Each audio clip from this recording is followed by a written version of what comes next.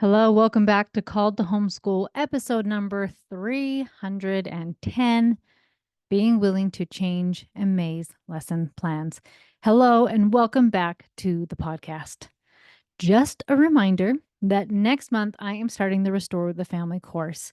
This is basically everything that I have learned and studied and I teach, and it is all in one place to really help you get your family to functioning and working well together.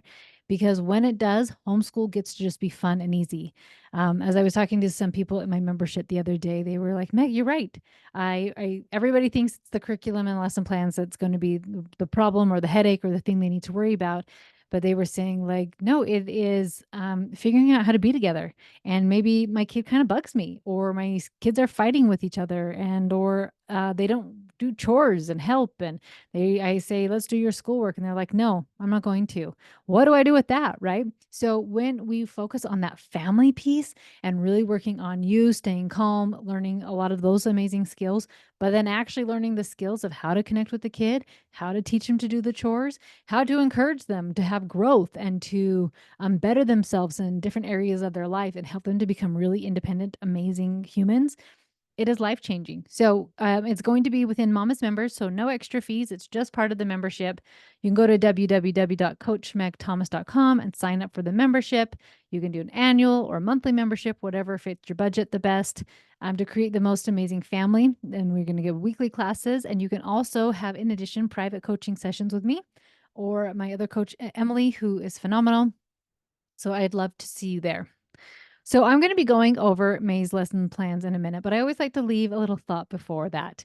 And I want to talk to you about being willing to change and something in my own life. So if you've listened to the podcast for a while, maybe you know me, you're my membership, whatever, you know that 19 years ago, I gave up candy and treats to prove my husband wrong. And yes, I am that stubborn. But it ended up being so incredibly hard because food and candy, they were my buffer. It was I didn't know what to do with big emotions, and so I ate them, right? And then all of a sudden, I just cold turkey took my buffer away of eating all the treats and candies, desserts, all the things that I wanted was all of a sudden gone. And I remember this one time, it was right near the beginning of it. And I was really struggling emotionally and like not knowing what to do. Like, I'm not going to eat any candy and treats, and I don't know what to do. And my husband took the kids on a little drive, and I just sat there like a crazy person. Like, what do you do with this big, giant emotion? I have no idea. Um, Obviously, I didn't know about coaching then. I don't even know, like, I'd been to therapy in the past before, but we hadn't ever addressed anything like that of like how to actually feel and process emotions. So I just sat there like a crazy lady, like, what does anybody do with this craziness?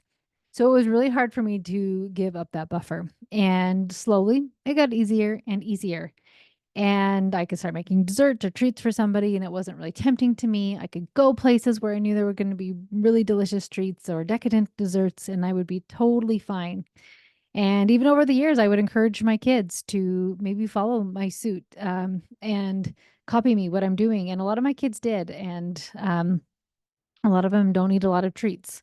Some of them do, but some of them don't. And over the years, a lot of this, I really thought that by giving up treats, it would make me. I mean, I did it out of pride for to prove my husband wrong, but I also thought like, oh, well, then I'm going to be so tiny, I'm going to be so thin when I give up this buffer.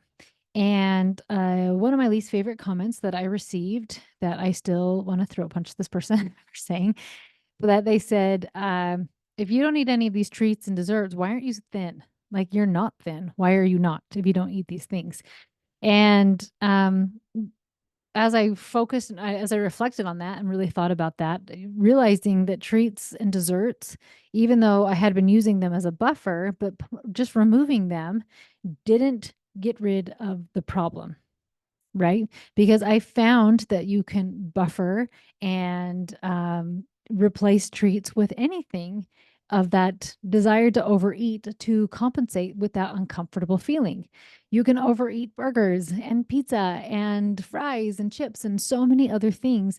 And so it wasn't the treats or the dessert that was the problem. It was the mindset I had of avoiding a feeling and using food to comfort me with that. And so it has really, I mean, it's been on my mind a lot lately about this with food and thinking about it. And as I really felt like you can overeat on so many things, it's helped me to see that I don't need to villainize any food, but maybe understand the why and the why I'm buffering, and then decide if I want to do something different. Well, so this has been on my mind a lot lately. And then I went with my daughter last month, 2 months ago. Now I can't remember, on the trip to Europe. And one day in the trip, I decided I was done. I really don't care anymore because realizing it was they were not the problem. This like type of food was not the issue. And there we were in Prague, and there was this really fun dessert that is just there in Prague. And my daughter wanted to try some. And I just like I wanted that moment with her and that connection to share this treat with her and eat it. And I did. After 19 years, I decided to eat a treat. I actually called my husband that night to tell him because I thought he would tease me or like, oh my gosh, like you did this to prove me wrong, but like I was wrong or I told you so. I thought he was going to say something like that. And he goes, oh, was it good? Like, I really don't care that you did this, that you ate it. And I thought, oh, okay. So when I got home and I told all my kids, like, hey, just so you know, I ate a dessert and I might eat some now and then again. And I thought they'd be shocked, and they weren't. And I don't plan on eating treats all the time and regularly, whatnot, but I am done worrying about it. And friends, it has been such a relief because it's helping me just actually focus on when I do have a big emotion. Like I totally can eat food if I want to as a buffer, or I know how to just feel the big emotion now. And food, I don't regret that I did this because it really helped me to feel the uncomfortable feeling and get better and better with it. But like I understand now the deeper part of it, right? That food was never the problem. Food was not the villain. The real problem was me not willing to deal with the big emotions that was coming up. So, why in the world am I telling you this? Well, one part is because I want to be fully transparent, because I was fully transparent that I didn't eat these things. So, I don't want you to see me out in public one day and like, oh my gosh, Meg is eating a treat. I thought she doesn't eat treats anymore. So, I just wanted to be fully transparent with everybody. I always want to be 100% honest. So, I want you to know that I don't ever tell you that I'm doing or not doing something and then I secretly do the opposite behind closed doors, right? So, I just like that's the first reason is transparency. But the second reason is because sometimes, or a lot of times, whatever you need to, it's okay to change and adapt. I have no regrets that for the last 19 years, I didn't eat treats. It helped me create a lot of healthier habits that I would not, maybe I would have, but it really helped me get there quicker that I plan to keep.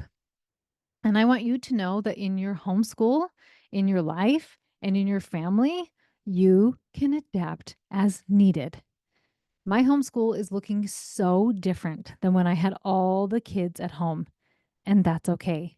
Even maybe from year to year, you maybe need to change something and adapt something. I think about this as you have kids become teens or teens move out of the house or you add in a new baby. You have to be willing to adapt. What worked last month may not work this month, right? So being willing to change and adapt. I have found that with one kid, school is really, really quick. So it does really change what our day looks like. I also have to be way more intentional about getting out of the house because my little guy is a lot of times just home with me and doesn't really have siblings around and he still wants to play with other kids. So navigating some of those things, I had to change and I had to adapt. So look at your school, look at your home, look at your life and see if there's anything maybe you're holding on to because at one point you said you're going to do something. Maybe it doesn't serve you anymore and maybe you can let it go. So is there something that needs to change and is there something that you need to adapt to? And then the best part is now being willing to do it and actually do the changing and the adapting. So that is my thought for you today. And now I want to just briefly go over the lesson plans with you. And The last year I did like a really light schedule for May, and I didn't this year because I took 1 month off with lesson plans. So I wanted to wrap up the Civil War and take the Civil War into 3 parts. And when I study history, I love getting in depth with it. And I think it's so fun because there's so many different avenues you can look at something and explore things. So it really is exciting to me. What I was thinking is with May, if you're like, Meg, I am so not in the mood to do all of school, guess what? Do this all summer, right? Like do one thing a week and just make it really slow, do bits and pieces of it. And then you can have it. Maybe take a break and do it in September, whatever works for you. But I wanted to let you know that I wanted to finish this 3 parts of the Civil War. So as always, we do a life skill, and this one is spiritual. And I thought of a couple different ways to do this because I like just kind of being a neutral Christian as far as spiritual books, right? And not have them be specific to a certain religion. And so I did a couple different things. And so one of the things, two of the books are actually Bible stories and just getting you familiar with some Bible stories. And I thought this was interesting because I've had clients who are non religious and do not participate in organized religion, but then their kids are like, but what's the Bible? And they just wanted to know about it. And so I thought, how fun to just say, here are some Bible stories. So if you are religious and you belong to organized religion, some beautiful books about some Bible stories. If you're not religious or you're not a Christian, right, then they can be like, these are what like here's some stories from what these people believe, right? So like I study mythology with my kids. I don't believe in Greek mythology, right? But it's like, but here's what they are. And here's the Romans version of it. And here are the Egyptians versions of it, right? And so I feel like you can really study some of these Bible stories without um like if you are Christian, being like, yes, this is what we believe. And if you're not Christian, like, oh, interesting. This is just like history for them. Right. So really fun. And then a couple books of more stories of parable-ish type stories that are teaching a lesson. So really, really great. And then for because we were doing the Civil War, and I divided it into kind of like the highlights of the war, highlights of some generals, Abraham Lincoln, and this month I really wanted to highlight some of our African American friends, right? And so with music, I actually it's not people from the Civil War, but it is African American poets and African American composers. And so like one of the greatest composers, and they're so hard to find things about him, Scott Joplin. His music is so fun and so lively and just a really great place to just expose your kids to different types of music. And it's really fun. A couple of my kids have learned like The Entertainer and Maple Leaf Rag just because his music is so fun. So some fun stuff like that.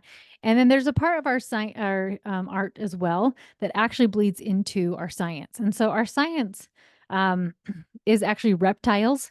And I found some really great books of reptiles. And then our art, excuse me, our art goes in with that of different reptiles, sort of drawing them and creating different things. And then for history, we're going into the life of either people during the Civil War, like Harriet Tubman. I'm trying to think. Yes. So just different awesome stories of our African American friends during the Civil War and some of the things they went through without it being too intense for a child, right? Like slavery could be a really heavy topic. And I actually love presenting of when people are in terrible circumstances when they choose to rise up, because you can even think about this with the Holocaust, right? And I love World War II history that these people were put in horrible circumstances. And then you have some beautiful souls like Viktor Frankl. You have Corey Ten Boom, right? Like they were faced with evil and saw it. And what did they do? They rose up and became better, even though their situations and circumstances were not very beautiful. And if you remember, sorry, I always have a dry throat. If you remember, there's a quote or story or something about it, about like a hero and a villain story both starts the same. They both start with pain. And so like take someone like Batman, his parents were murdered, right? And then you take somebody, I don't know all the villains' backstories in Batman, but usually there's something tragic that happens. And Batman becomes like, I want to protect people and save people so nobody else goes through bad stuff. And the other villains are like, I want other people to hurt like me. So I love when teaching my kids, like, we all face adversity. And what are we going to do when that adversity comes to us, right? Are we going to rise up and be like, fight for good? Corey Ten Boom was Christian. She didn't have to protect anybody, right? She could have just minded her own business and like, I'm sorry, Jews, that this is happening to you, but like, I'm not going to risk my life for it. But instead, she stood up and did something. And I mean, you can do that with like so much stuff with Russia and the Soviets and a lot of the stuff they did. If you've read Gulag Archipelago, is not a children's book, but there are lighter ones about different people standing up and trying to push back. And I mean, you have that through. I read a story about it in Africa. Oh, is it Rwanda, the Rwanda genocide? And I can't remember if that's where it was.